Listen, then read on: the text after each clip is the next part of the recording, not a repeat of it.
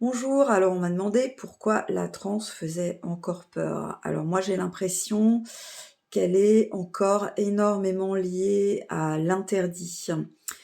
Et par exemple, quand on pense à la transe, on l'associe souvent à des cultures qui ont été diabolisées, qu'on a voulu remplacer par le christianisme. Donc on interdisait certaines pratiques liées à cette culture. Et pour justifier l'interdit, généralement, on diabolise.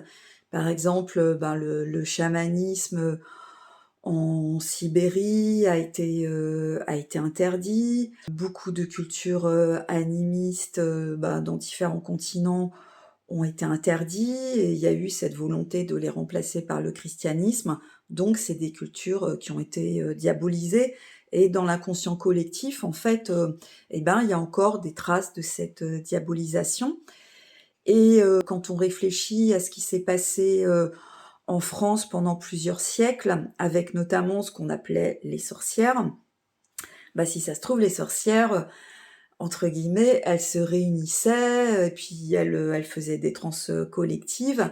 Évidemment, c'était interdit et c'était voilà, il y avait tout un tas de fantasmes autour de ça et donc ces fantasmes servaient à diaboliser des pratiques, naturelles. La transe aussi dans ce but-là, elle a beaucoup été, pathologisée comparé, à l'hystérie, ou autre. Et pourquoi en fait, vouloir à tout prix, interdire cette pratique? Alors là, il y a l'idée de quelque chose d'incontrôlable et notamment pour moi la transe, c'est vraiment lié, à des pratiques de groupe. Alors c'est vrai que des, médiums, ou chamans, ou autres, guérisseurs peuvent faire des transes individuelles en fait, et ça on appelle ça des trans médiumniques, pour pouvoir se connecter à tel ou tel esprit, pour avoir des réponses. Mais sinon, dans beaucoup de pratiques populaires la transe était, présente et notamment elle était, liée au groupe.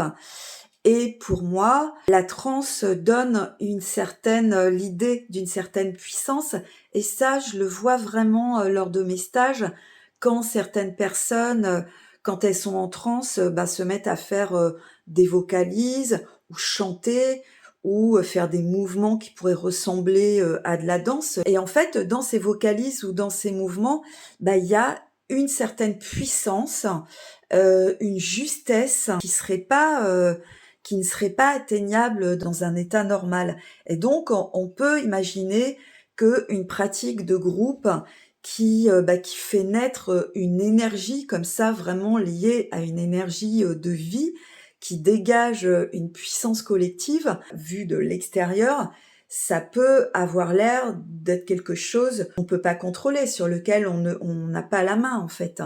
Et ça, oui, ça peut donner envie de restreindre et de contrôler la chose, donc d'interdire. Voilà, je ne sais pas si je suis claire, mais en tous les cas, la transe est vraiment quelque chose de, naturel et d'extrêmement, bénéfique.